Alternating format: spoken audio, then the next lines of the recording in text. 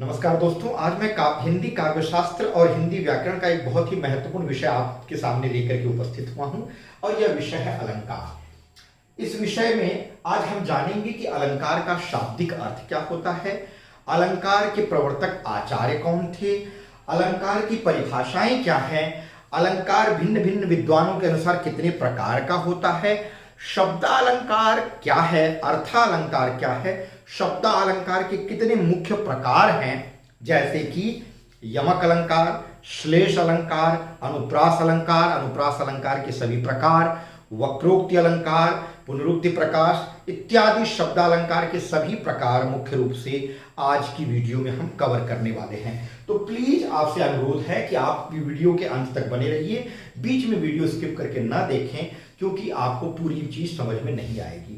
और आज मैं कोशिश करूंगा कि तमाम प्रतियोगी परीक्षा देने वाले विद्यार्थी भी इसको डीपली समझ सकें और वे मेरे सारे बच्चे भी अच्छी तरह से समझ सकें जिनकी पाठ्यक्रम का यह विषय हिस्सा है।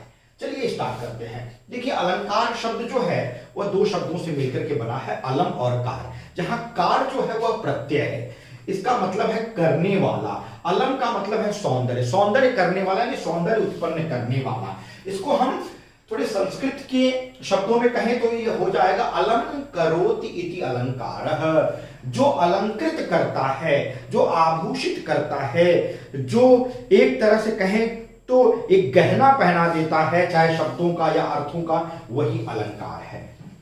यह एक सामान्य सी बात हो गई, सामान्य सा अर्थ हो गया। परिभाषा पर मैं बाद में आऊंगा, यह मैं परिभाषा की बात नहीं कर रहा हूं। प्रवर्तक आचार्य कौन थे अलंकार के? अलंकार सिद्धांत के जो प्रवर्तक आचार्य थे वह थे आचार्य भामा। इनकी एक रचना है, इन्होंने ये अलंकार के ऊपर ही बेस्ड करके या बेस्ड मान करके लिखी है, वह है काव्यालंकार। इस पुस्तक में उन्होंने अलंकार विषय को ही पूरा उस पर ही चर्चा की है। अलंकार सिद्धांत के प्रमुख आचार्य हैं। अलंकार सिद्धांत के प्रमुख आचार्य जो प्रवर्तक हैं वह तो आचार्य भामा हैं, जो जिनका कार्यकाल जो माना जाता है, जिनका समय माना जाता है 6वीं शताब्दी का पूर्वार्ध। पूर्वार्ध का मतलब होता है आधे से पहले का भाग, ठीक है। पहला आधा जो हिस्सा होता है वह पूर्वार्ध कहा जाता है। तो 6वीं शताब्दी का पहला आधा हिस्सा इनका पीरियड, इनका काल माना जाता है भामा जी का। आचार्य दंडी जो थे, यहां मैंने आचार्य शब्द पहले नहीं लगाया है, आप अपने से समझ लेंगे। आचार्य दंडी जो थे उनका कार्यकाल जो था, उनका समय जो था वो 7वीं शताब्दी था। उद्भट, आचार्य उद्भट दंडी के बाद आए। देखिए, शताब्दी में भी एक एक का फर्क आ रहा है, एक शताब्दी के बाद दूसरे का कार्यकाल आ रहा है। भामा 6वीं शताब्दी के पूर्वार्ध में थे तो दंडी 7वीं में थे, उद्भट 8वीं शताब्दी में थे और उद्भट के बाद आए आचार्य रुद्रट, जिन्होंने कहा था कि अलंकार मुख्य रूप से दो ही प्रकार का है और वह है शब्दालंकार और अर्थालंकार। इन्होंने बड़ी ही वैज्ञानिक विवेचना की थी अलंकार के बारे में और वह है रुद्रट जी, और इन्हीं को बेस मान करके अलंकार के दो प्रकार हम पढ़ते हैं, ठीक है।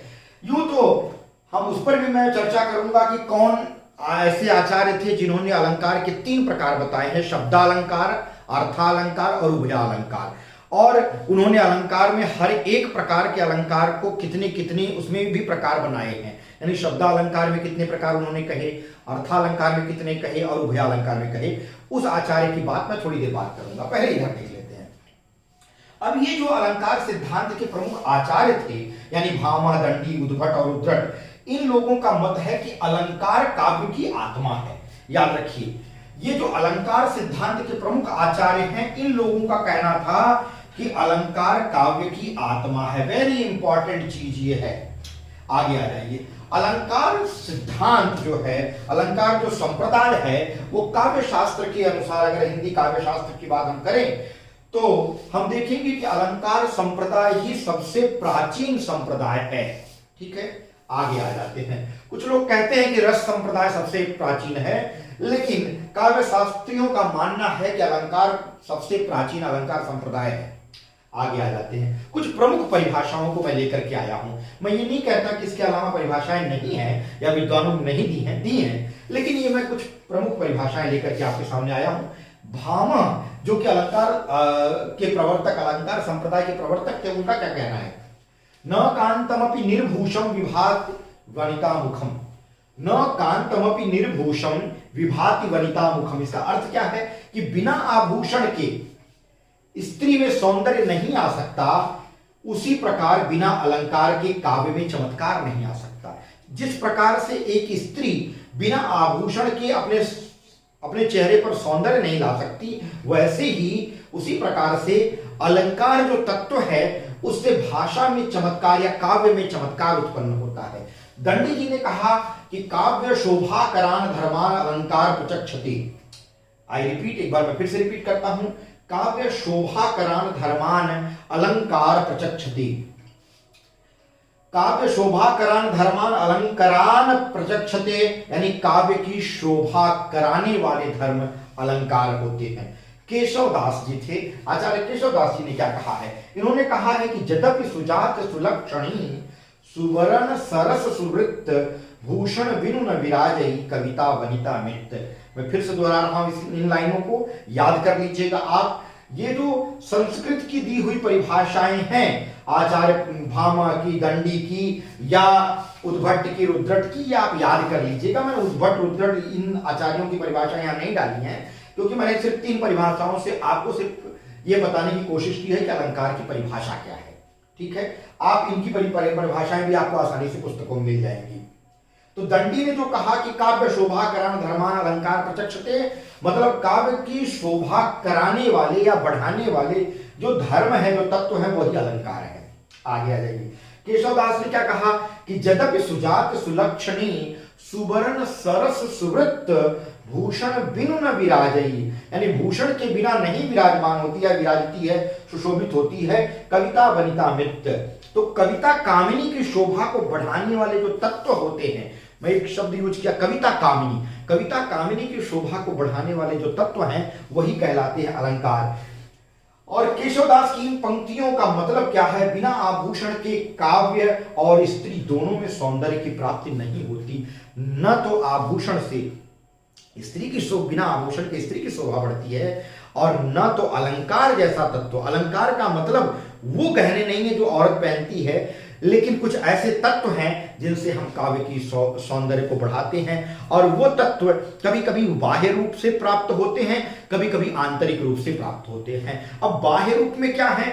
जैसे जब शब्दों में सौंदर्य उत्पन्न किया जाता है, उनके अक्षरों में सौंदर्य उत्पन्न किया जाता है, कभी उत्पन्न करने की कोशिश करता है, तो वहां पर एक बाह्य सौंदर्य उत्पन्न किया जाता है, बाहर से सौंदर्य डाला जाता है।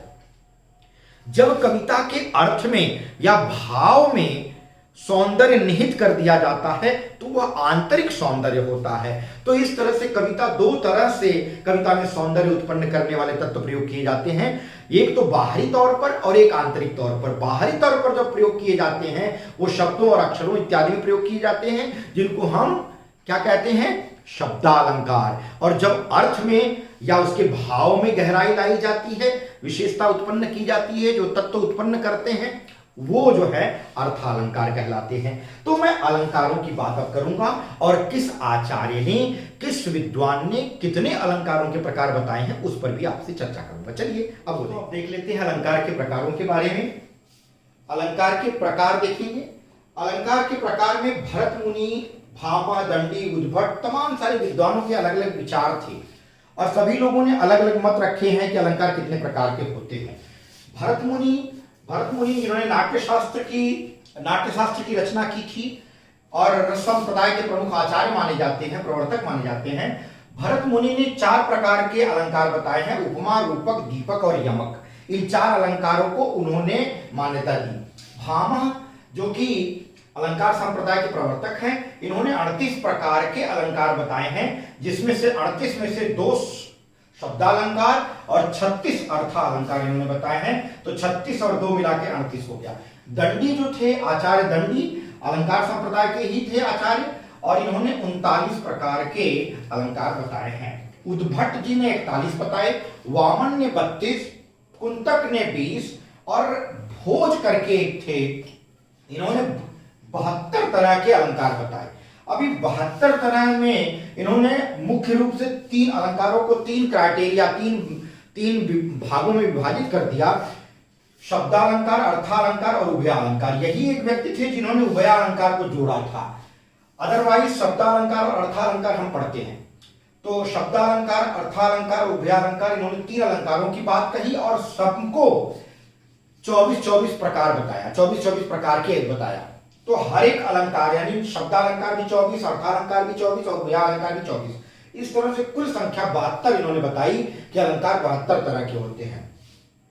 रुद्रट जो थे, रुद्रट अलंकार संप्रदाय के आखिरी आचार्य थे और ये 9वीं शताब्दी में इनका कार्यकाल माना जाता है और इन्होंने अलंकारों का बड़ा ही वैज्ञानिक विवेचन प्रस्तुत किया था और इन्होंने कहा था कि अलंकार 2 प्रकार के हैं, शब्दालंकार और अर्थालंकार। अब देख लीजिए शब्दालंकार क्या है और अर्थालंकार क्या है, इसके बारे में थोड़ी सी मैं बात करना चाहूंगा। जहां शब्द के माध्यम से सौंदर्य उत्पन्न किया जाता है काव्य में, जहां काव्य में शब्द के माध्यम से सौंदर्य उत्पन्न किया जाता है वहां शब्दालंकार होता है। यहां दीर्घ संधि है, शब्द जमा अलंकार बराबर शब्दालंकार, अ और अ मिलकर के आ हो गया। तो शब्द के माध्यम से जहां सौंदर्य उत्पन्न किया जाता है काव्य में वहां शब्दालंकार होता है। अर्थालंकार कहां होता है? जहां अर्थ के माध्यम से काव्य में सौंदर्य उत्पन्न किया जाता है वहां अर्थालंकार होता है। शब्दालंकार के प्रमुख प्रकार यहां मैंने लिखे हैं, अनुप्रास, यमक, श्लेष, वक्रोक्ति, पुनरुक्ति, प्रकाश, विप्सा और पुनरुक्ति वदाभास। कुछ लोग कहते हैं कि ये पुनरुक्ति, प्रकाश और विप्सा ये दोनों लगभग एक ही हैं। नहीं, इसमें डिफरेंस है, वो मैं आपको बताऊंगा कैसे, तो इन पर मैं चर्चा करूंगा। चलिए आ जाते हैं, यहां देख लेते हैं। तो इस तरह से ये 7 प्रकारों की मैंने बात की है शब्दालंकार में, अनुप्रास, यमक, श्लेष, वक्रोक्ति, पुनरुक्ति, प्रकाश, पुनरुक्ति वदाभास और विप्सा। अनुप्रास अलंकार हम पहला लेते हैं। अनुप्रास अलंकार में भी 5 प्रकार हैं, छेकानुप्रास, वृत्त्यानुप्रास, श्रुत्यानुप्रास, अंत्यानुप्रास, लाटानुप्रास, ये 5 प्रकार हैं अनुप्रास अलंकार में। हम पहला प्रकार देखते हैं छेकानुप्रास। छेकानुप्रास क्या है, अब गौर करिए। छेकानुप्रास में क्या होता है, देखिए छेका शब्द जो है, छेक जो है वो चातुर्य के लिए प्रयोग किया जाता है ये शब्द। अब यहां पर चातुर्यता क्या है, यहां कभी जब इस तरह की चातुर्यता लाए कि वह एक या अनेक शब्दों की आवृत्ति, क्षमा करें, एक या अनेक वर्णों की आवृत्ति, शब्दों नहीं, एक या अनेक वर्ण, चाहे एक वर्ण या एक से ज्यादा वर्ण की आवृत्ति हो, लेकिन कितनी बार हो, सिर्फ एक बार। तो एक या अनेक वर्णों की आवृत्ति क्रमशः एक बार हो तो वहां पर छेकानुप्रास होता है। यही बात यहां मैंने लिखी है, एक या अनेक वर्णों की एक ही क्रम में यानी क्रमशः एक बार आवृत्ति हो। जैसे मैं उदाहरण लेता हूं आपको तो ज्यादा क्लियर होगा। कानन कठिन भयंकर भारी, कानन कठिन भयंकर भारी, घोर घाम हिमवारी बयारी। इस उदाहरण में आप देखें, कानन और कठिन में क वर्ण की आवृत्ति कंटिन्यू हो रही है, मतलब क्रमशः हो रही है और यह एक ही बार हो रही है। आवृत्ति कितनी बार हुई, आवृत्ति का मतलब होता है दोहराना, रिपीटेशन कितनी बार हुआ, बस एक ही बार हुआ। अगर ये एक बार आता तो वो रिपीटेशन कहा नहीं जाता, रिपीटेशन कितनी बार हुआ, एक बार हुआ। ऐसे ही यहां देख लीजिए, भयंकर भारी में एक बार भ वर्ण की आवृत्ति हुई एक बार, घोर घाम में एक बार हुआ घ की आवृत्ति। तो क भ और घ ये 3 वर्ण हैं जिनकी आवृत्ति क्रमशः एक ही बार हो रही है। तो एक वर्ण की आवृत्ति हो या एक से ज्यादा हो, लेकिन आवृत्ति कितनी बार होनी चाहिए, एक ही बार होनी चाहिए, तो वहां पर छेकानुप्रास होता है। अगला उदाहरण देख लेते हैं। इस करुणाकलित हृदय में अब विकल रागिनी बजती, क्यों हाहाकार स्वरों से वेदना असीम गरजती। तो यहां पर ये पूरी कविता है ये। तो इस करुणाकलित, अब करुणाकलित जो लिखा गया इसमें क वर्ण की क्रमशः आवृत्ति हो रही है लेकिन एक ही बार हो रही है। तो यहां एक ही, इस उदाहरण में आपने देखा कि 3 वर्णों की आवृत्ति हो रही थी, क की, भ की और घ की, लेकिन इस उदाहरण में आपने देखा कि एक वर्ण की आवृत्ति एक बार हो रही है। शर्त क्या है, एक वर्ण की आवृत्ति हो या एक से ज्यादा वर्ण की आवृत्ति हो, लेकिन आवृत्ति सिर्फ एक बार होनी चाहिए। अब हम छेकानुप्रास के बाद जानेंगे वृत्त्यानुप्रास, लाटानुप्रास, श्रुत्यानुप्रास, अंत्यानुप्रास इत्यादि अलंकारों के बारे में जानेंगे। फिर हम यमक, श्लेष, वक्रोक्ति, पुनरुक्ति और ये सब के बारे में जानेंगे। अब दोस्तों हम जानेंगे वृत्त्यानुप्रास के बारे में। वृत्त्यानुप्रास अलंकार छेकानुप्रास के बाद वाला अलंकार, और इसमें और छेकानुप्रास में बहुत थोड़ा सा अंतर है। छेकानुप्रास में आपने देखा कि जहां एक या अनेक वर्ण की आवृत्ति सिर्फ एक बार हो रही थी, वहीं पर वृत्तीय अनुप्रास में यहां पर एक या अनेक वर्ण, वो वाला चीज कॉमन है, लेकिन आवृत्ति एक से अधिक बार हो। यानी जहां एक या अनेक वर्ण की आवृत्ति एक बार ना होकर के कई बार हो, वहां पर वृत्तीय अनुप्रास होता है। तो वृत्तीय और छेकानुप्रास में सिर्फ फर्क यही है कि छेकानुप्रास में आपने देखा कि आवृत्ति एक बार हो रही थी और यहां पर आवृत्ति अनेक बार हो रही है, यही फर्क है। उदाहरण देख लेते हैं। चारु चंद की चंचल किरणें खेल रही थी जलथल में, बड़ा ही प्रसिद्ध और बहुत ज्यादा प्रयोग होने वाला उदाहरण। यहां देखिए चारु चंद की चंचल किरणें में यहाँ च च च वर्ण की आवृत्ति हो रही है, तो एक ही वर्ण च जो है उसकी आवृत्ति एक से ज्यादा हो रही है, तो च वर्ण की आवृत्ति हो रही है। आवृत्ति कितनी बार? अनेक बार। आगे देख लेते हैं। भूरी भूरी भेदभाव भूमि से भगा दिया। भूरी भूरी, अब यहां भूरी भूरी में भ भ की आवृत्ति हुई, फिर भेदभाव में भ आया, फिर भूमि में भ आया, फिर भगा में भ आया, तो भ वर्ण की आवृत्ति हो रही है, लेकिन एक से ज्यादा बार हो रही है। आगे आ जाइए। शेष महेश गणेश दिनेश, शेष महेश गणेश दिनेश सुरेशम जाहि निरंतर गावे। तो शेष महेश गणेश दिनेश में सब में स स स तालब दंत स का प्रयोग किया गया है। सुरेश में स आया है, यहां देख लीजिए। तो स वर्ण की आवृत्ति एक से ज्यादा बार हो रही है। चौथे उदाहरण में देख लीजिए। सत्य स्नेह शील सुख सागर। अब यहां सत्य स्नेह, सत्य में स, स्नेह में स, शील में स, सुख में स, सागर में स। स वर्ण की आवृत्ति एक से ज्यादा बार हो रही है।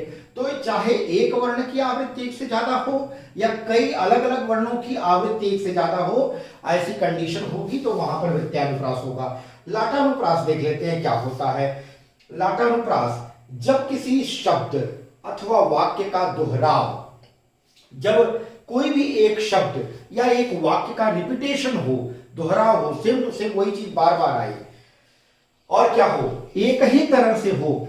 जब कोई शब्द या वाक्य का दोहराव एक ही तरह से हो, लेकिन उसके अन्वय करने से, अन्वय मतलब उसका अर्थ निकालने पर, उसकी व्याख्या करने से, अथवा उसको कहने या लिखने में थोड़ा सा अंतर हो, यानी कि उसकी व्याख्या की जाए तो थोड़ा सा अंतर हो, या उसको कहा जाए तो थोड़ा सा अंतर हो, या उसको लिखा जाए तो थोड़ा सा अंतर हो, यानी शब्द और वाक्य की पुनरावृत्ति हूबहू हो, दोहराव एक जैसा हो लगभग, लेकिन उसको कहने या लिखने में थोड़ा सा अगर अंतर है तो वहां पर लाटानुप्रास होता है। उदाहरण देखेंगे तो ज्यादा समझ में आएगा। पूत सपूत तो का धन संचय, पूत कपूत तो का धन संचय। अब पूत पूत दोनों में आया है, तो दोनों में आया, का दोनों में, धन और संचय, इन सारे शब्दों का एक जैसा रिपीटेशन हो रहा है। लेकिन सपूत और कपूत ये जो दो शब्द हैं, इनमें ही थोड़ा सा भिन्नता आ गई है। यहां लिखा गया लिखने में थोड़ा सा अंतर हो जाए, या लिखने में थोड़ा सा अंतर हो जाए, या व्याख्या करने में।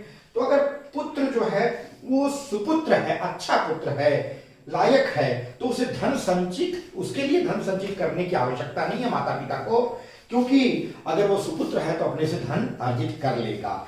लेकिन अगर पूत कपूत तो का धन संचय, अगर पुत्र जो है कुपुत्र है, बुरा है, नालायक है, तो उसके लिए माता पिता को धन संचय करने की जरूरत उसके लिए भी नहीं है, क्योंकि नालायक पुत्र भी सारा धन पिता का बर्बाद कर देगा, पैतृक संपत्ति पूरी बर्बाद कर देगा।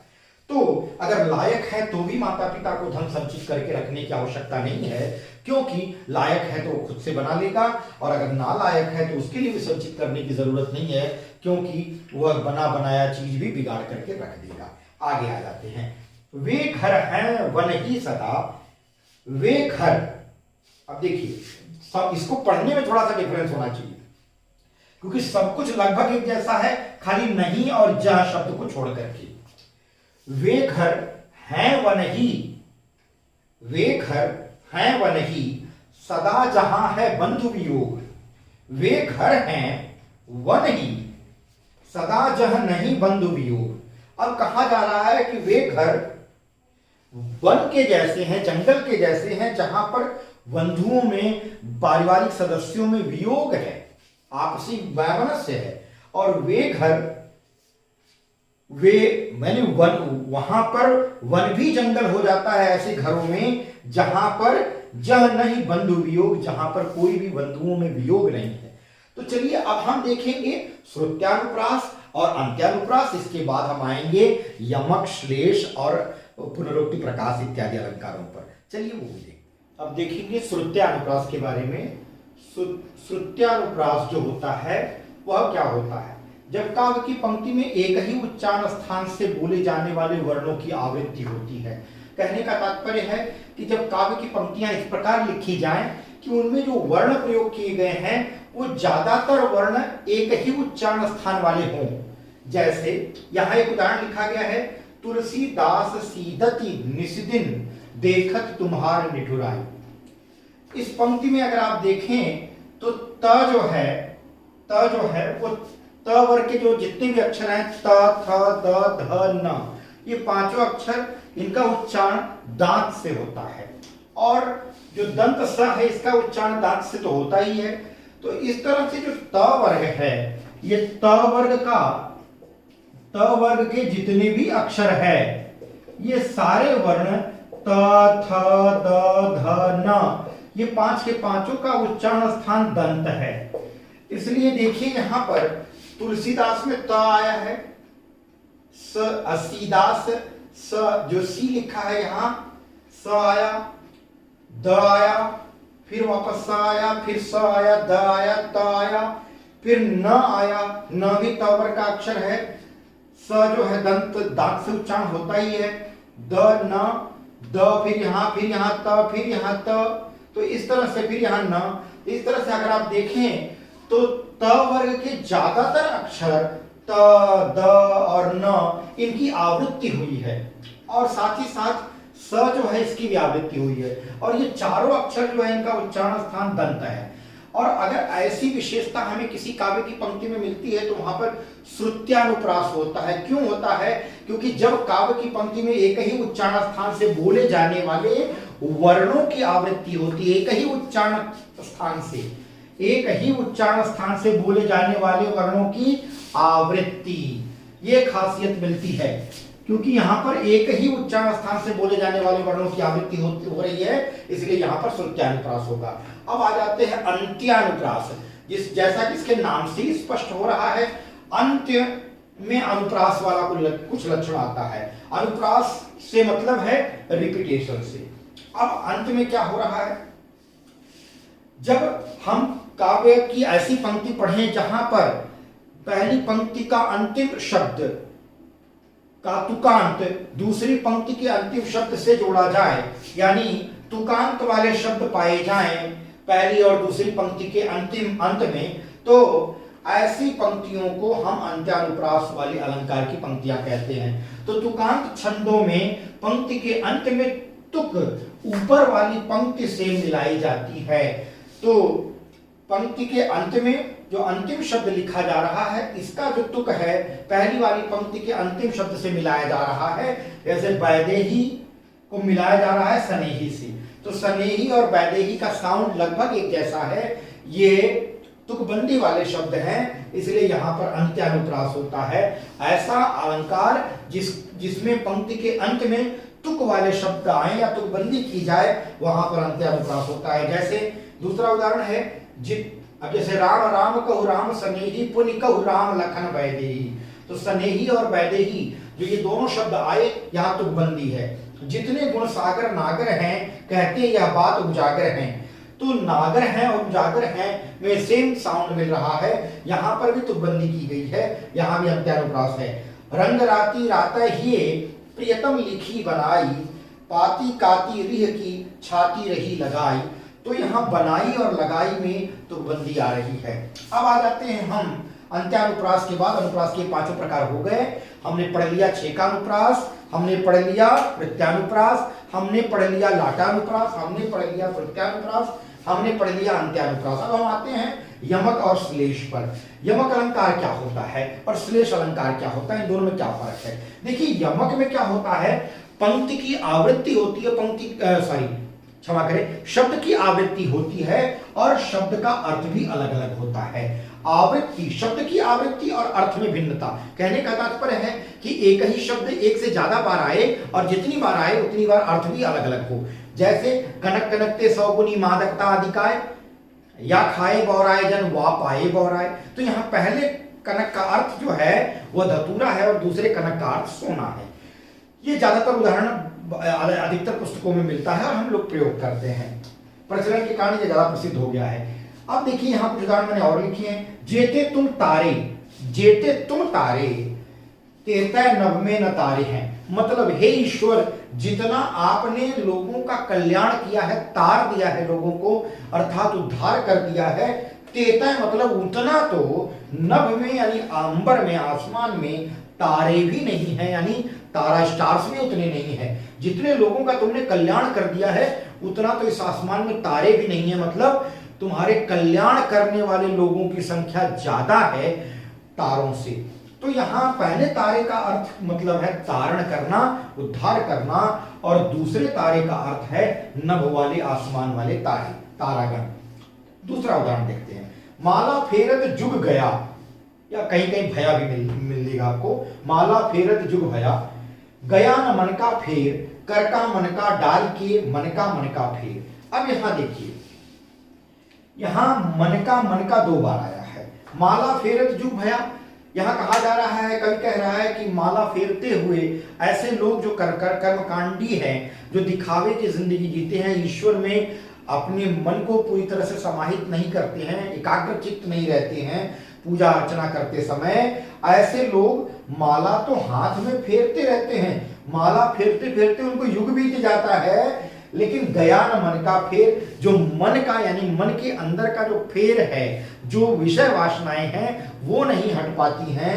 और कर का मन का डाल के, कवि जो है सजेस्ट कर रहे हैं, सजेशन दे रहे हैं, सुझाव दे रहे हैं कि अपने कर का मतलब, कर मतलब होता है हाथ, हाथ का, या कर का मतलब है हाथ का, मन का मतलब मणियों से या मोतियों से या मनकों से बनी हुई माला। तो मन का यानी मणियों से बनी माला को डाल के मतलब डाल दो, छोड़ दो। मन का फेर यानी मन के अंदर जो मन का है, मन के अंदर की जो माला है उसको फेरने की बात कर रहे हैं। तो मन का फेर, ठीक है। अब यहां मन का फेर का मतलब क्या है? कर का मन का डाल के मन का फेर। यहां मन का पहला जो मन का है उसका मतलब है मन के अंदर का, और दूसरा जो मन का है उसका अर्थ है मोतियों की माला या मणियों की माला, या हम कह सकते हैं मनकों की माला, ठीक है। तो यहां माला है दूसरे का अर्थ, और पहले का है मन के अंदर का। देखिए शब्द एक ही है, शब्द एक, शब्द की आवृत्ति हो रही है और अर्थ में भी भिन्नता मिल रही है। अगला श्लेष देख लेते हैं। श्लेष का अर्थ होता है चिपकना। श्लेष शब्द का अर्थ ही होता है चिपकना। अब देख लीजिए यहां श्लेष का क्या मतलब है। श्लेष अलंकार में क्या होता है? जब एक ही शब्द में एक से ज्यादा अर्थ चिपका हो। कहने का तात्पर्य क्या हो गया? जब शब्द की आवृत्ति ना हो, शब्द एक ही बार आए लेकिन अर्थ अनेक हो और अर्थ एक से ज्यादा हो, तो वहां श्लेष अलंकार होता है। जैसे रहीमन पानी राखिए बिन पानी सब सून, रहीमदास का एक दोहा है। रहीमन पानी राखिए बिन पानी सब सून, पानी गए न उबरे मोती मानस टून। अब पहली पंक्ति को छोड़ करके हम दूसरी पंक्ति को ध्यान दें तो यहां पानी शब्द एक बार आया है। दूसरी पंक्ति की मैं बात कर रहा हूं, पहले में तो पानी दो बार आया है, दूसरी पंक्ति में देखिए पानी एक बार आया। पानी गए न उबरे मोती मानस टून। अब पानी अगर चला जाता है तो न तो मोती उबरता है, न तो मनुष्य और न तो चून। अब ये तीनों के अर्थ में पानी का क्या अर्थ है? मोती के लिए पानी उसकी चमक है, मानुष यानी मनुष्य के लिए पानी उसकी इज्जत है, और चून यानी आटे के लिए पानी का अर्थ जल है। तो तीन अर्थ निकल रहे हैं एक पानी शब्द से। पहला अर्थ क्या निकल रहा है? चमक। दूसरा अर्थ क्या निकल रहा है? इज्जत, ठीक है, या प्रतिष्ठा, इज्जत। और तीसरा क्या अर्थ निकल रहा है? पानी यानी जल, ठीक है। तो ये तीन अर्थ निकल रहे हैं। और मोती के संदर्भ में क्या है, मनुष्य के संदर्भ में क्या है, चून के संदर्भ में क्या है, तीनों के संदर्भ में पानी का अलग अलग अर्थ है। तो पानी शब्द एक ही बार आया, शब्द एक, अर्थ एक से ज्यादा अनेक। अब हम आते हैं पुनरुक्ति प्रकाश को देखेंगे और विप्सा अलंकार इत्यादि को देखेंगे। अब देखेंगे वक्रोक्ति अलंकार के बारे में। वक्रोक्ति का अर्थ होता है, वक्र का मतलब होता है टेढ़ा और उक्ति का मतलब होता है कथन। तो वक्र का मतलब क्या हो गया? टेढ़ा, और उक्ति का मतलब हो गया कथन। ठीक है, तो क्या हो जाएगा? टेढ़ा कथन। ठीक है, टेढ़ा कथन। अब देखिए वक्रोक्ति में होता क्या है, क्या होता है टेढ़ा कथन ही, और वक्रोक्ति अलंकार हम कहां समझेंगे कि इस काव्य में वक्रोक्ति अलंकार है। समझिए, जहां पर वक्ता द्वारा कही गई बात को श्रोता कुछ अन्य अर्थों में ले लेता है, वहां पर वक्रोक्ति होता है। मैं फिर से रिपीट कर रहा हूं, वक्ता कुछ और कहना चाहे और श्रोता उसका अर्थ कुछ और निकाल ले, तो वहां पर वक्रोक्ति होता है। सिंपल सा अर्थ है इसका। अब होता क्या है, इसमें दो तरह का भाव उत्पन्न होता है जब श्रोता कंफ्यूज होता है या जानबूझ करके दूसरी तरह का अर्थ निकालता है। एक तो हास परिहास के लिए दूसरा अर्थ निकालता है श्रोता, तो वहां पर होता क्या है, वक्ता मान लीजिए कोई एक काव्य बोला या कोई बात कहा, उसमें से कोई एक शब्द ऐसा ले लेता है श्रोता जिसका दूसरा अर्थ निकाल लेता है। तो वहां पर जब एक ही शब्द के अंदर श्रोता कुछ और अर्थ निकाल लेता है, यानी एक से ज्यादा अर्थ निकाल करके और अर्थ का अनर्थ कर देता है, कुछ अन्य भाव निकाल लेता है, तो वहां पर श्लेष वक्रोक्ति होती है। श्लेष क्यों होती है? क्योंकि एक ही शब्द जिसमें वो एक से ज्यादा अर्थ निकालता है, वह शब्द एक से ज्यादा अर्थ निकालने के कारण श्लेष का भाव देने लगता है, यानी उसके अंदर एक से ज्यादा अर्थ चिपके होते हैं, और श्रोता जो होता है वह एक से ज्यादा अर्थ निकाल लेता है। वक्ता जो बात बोलता है उसकी किसी एक शब्द को सुन करके श्रोता उस शब्द का कुछ अन्य अर्थ निकाल करके उससे बात करता है।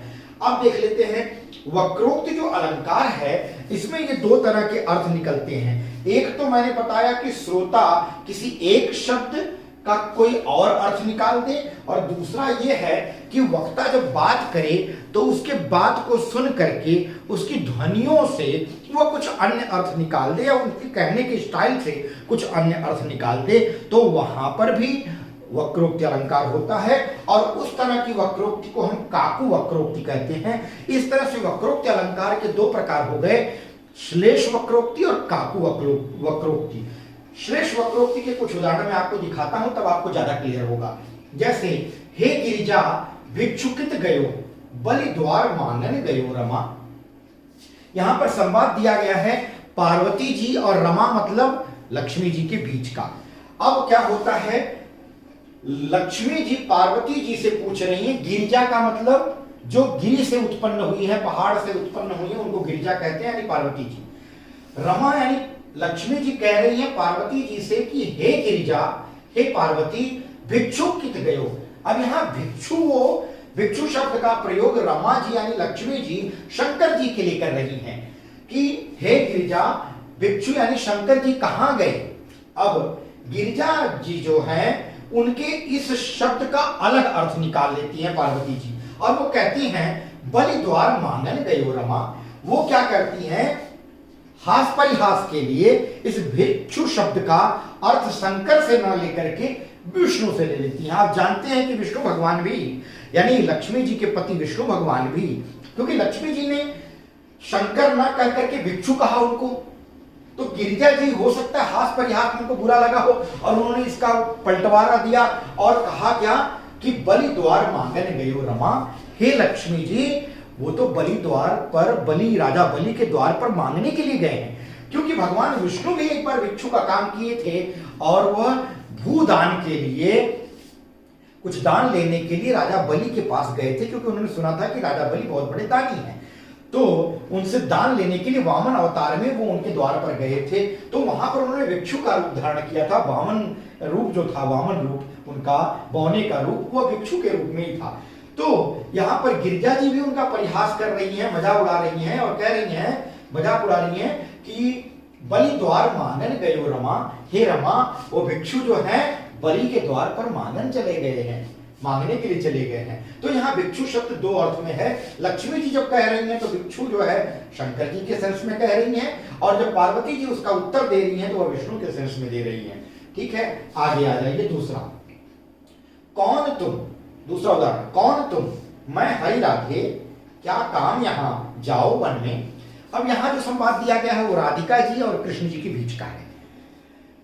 कृष्ण जी राधिका जी के द्वार पर जाते हैं, द्वार बंद है, राधिका जी कक्ष के अंदर हैं और ये आवाज करते हैं, ये आवाज लगाते हैं बाहर से।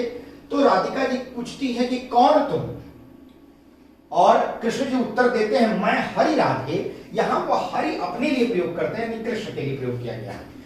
अब उनका सुन करके राधिका जी क्या बोलती हैं, क्या काम यहां, तुम्हारा यहां क्या काम, अगर तुम हरि हो तो जाओ वन में, क्योंकि हरि का अर्थ होता है बंदर।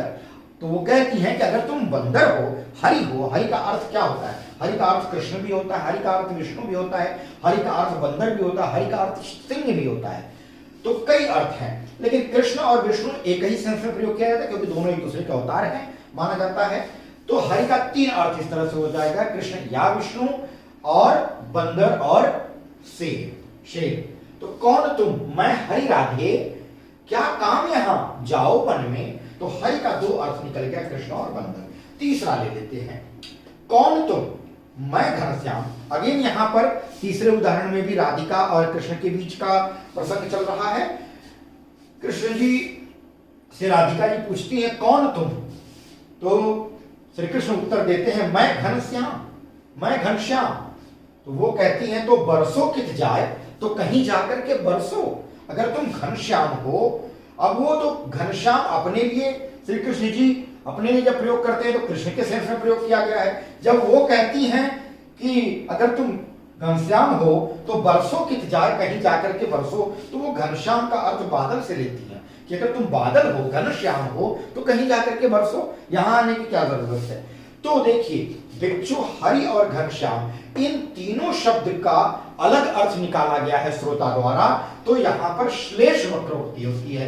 वक्रोक्ति अलंकार का एक प्रकार है श्लेष वक्रोक्ति, जहां एक ही शब्द वक्ता द्वारा प्रयोग किए गए शब्द का श्रोता द्वारा अन्य अर्थ निकाला जाता है। तो जब श्रोता अन्य अर्थ निकालता है, तो अब यहां श्रोता भिक्षु, हरि और घनश्याम का अलग अलग अर्थ निकाल रहा है, इसलिए यहां श्लेष वक्रोक्ति होगी।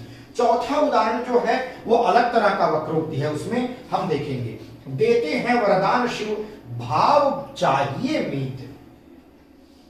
वक्ता क्या कहता है श्रोता से कि देते हैं वरदान शिव, भगवान शिव वरदान देते हैं, भाव चाहिए मीत, हे मीत भाव चाहिए उसके लिए, नहीं तो भगवान वरदान तो देते ही हैं, अगर आपके अंदर भाव है तो वरदान देते हैं। श्रोता क्या कहता है, भोले को वरदान हित भाव चाहिए मीत। अब वो क्या उसका अर्थ निकाल रहा है, वो सोचता है कि इसके लिए हमें भाव लेकर के जाना पड़ेगा वहां पर, तभी हमें वरदान मिलेगा। तो वो प्रश्न पूछता है, वो प्रश्न के दृष्टिकोण से इसको ले लेता है, और वह पूछना अपना डाउट क्लियर कर रहा है, उसको अलग सेंस में ले लेता है और कहता है भोले को वरदान हित भाव चाहिए मीत। अब यहाँ क्या होता है, काकू वक्रोक्ति होती है, यानी वक्ता द्वारा कही गई बात को श्रोता कहते समय कुछ अन्य ढंग से ले लेता है, तब वहां पर काकू वक्रोक्ति होती है। यहां शब्दों का अलग अर्थ नहीं निकाला जा रहा है, आप देख सकते हैं, बल्कि पूरी उक्ति जो वक्ता द्वारा कही गई है, श्रोता उसका कुछ अन्य अर्थ निकाल रहा है सुन करके। अब आ जाइए पुनरुक्ति प्रकाश अलंकार पर। पुनरुक्ति प्रकाश में क्या है, पुनर का मतलब क्या होता है, फिर से। उक्ति मतलब बात को दोहराना, कथन को दोहराना। पुनरुक्ति क्यों की जा रही है, प्रकाश मतलब प्रकाश डालने के लिए, बल प्रदान करने के लिए। तो जब कहीं किसी शब्द को बार बार दोहरा करके किसी बात पर जोर डाला जाता है, शब्द का अर्थ अलग अलग नहीं होता। अगर शब्द का अर्थ अलग अलग निकलेगा तो शब्द भी रिपीट होगा, अर्थ भी अलग अलग होगा, तो यमक अलंकार हो जाएगा। लेकिन यहाँ शब्द अलग अलग तो आता है, लेकिन अर्थ अलग अलग नहीं होता, बल्कि अर्थ एक ही रहता है। जैसे ठौर ठौर विहार करती सुंदरी सुर नारियां। दूसरा उदाहरण, जी में उठती रह रह कूप। अब यहाँ ठौर ठौर और रह रह जो है, ये बात पर बल देने के लिए प्रयोग किया गया है, प्रकाश डालने के लिए प्रयोग किया गया है, इसलिए इसे कहा गया है पुनरुक्ति, फिर से उक्ति का प्रयोग प्रकाश डालने के लिए। अब यहां देखिए अगला अलंकार, पुनरुक्ति अब नाम दोनों का मिलता है लेकिन थोड़ा सा फर्क है। पुनरुक्ति वदाभास अलंकार। पुनरुक्ति वदाभास मतलब पुनर मतलब फिर से, उक्ति मतलब उक्ति का प्रयोग, वद मतलब बोलने का आभास। ऐसा लगता है कि एक ही जैसी उक्ति का प्रयोग किया गया है, ठीक है, एक ही जैसी उक्ति को बोला गया है, वद मतलब बोला गया है, ऐसा आभास हो। जब ऐसा आभास हो कि एक ही जैसे शब्द का प्रयोग बार बार किया गया है, जब इस तरह का आभास होता है तो वहां पर पुनरुक्ति वदाभास अलंकार होता है। जैसे देखिए पुनि फिर, पुनि और फिर, जैसे लग रहा है कि ये जो पुनि और फिर है ये दोनों का अर्थ एक ही है। पुनि का अर्थ भी एक है और पुनि का मतलब फिर और फिर का मतलब पुनि नहीं, अंतर है। पुनि का मतलब पुनः, फिर से यानी दोबारा, फिर मतलब फिर से, ठीक है, फिर करके, घूम करके, पुनः घूम करके राम निकट सो आई। अब यहां फिर का मतलब है फिर से नहीं, फिर मतलब फिरना, फिरना मतलब घूमना। पुनः घूम करके राम निकट आ गए, सो आई, पुनः पुनि फिर राम निकट सो आई।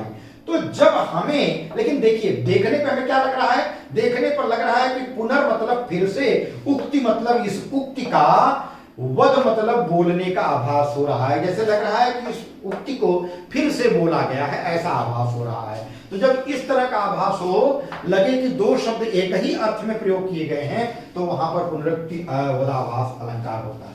अंतिम अलंकार है शब्दालंकार का, वो है विप्सा। विप्सा और पुनरुक्ति प्रकाश, पुनरुक्ति वदाभास नहीं, पुनरुक्ति प्रकाश, ये कई विद्वान ऐसा कहते हैं भाई एक जैसा है, लेकिन इसमें भी डिफरेंस है। कुछ विद्वान इसमें डिफरेंस करते हैं। क्या है देख लेते हैं। विप्सा, विप्सा का प्रयोग कब होता है?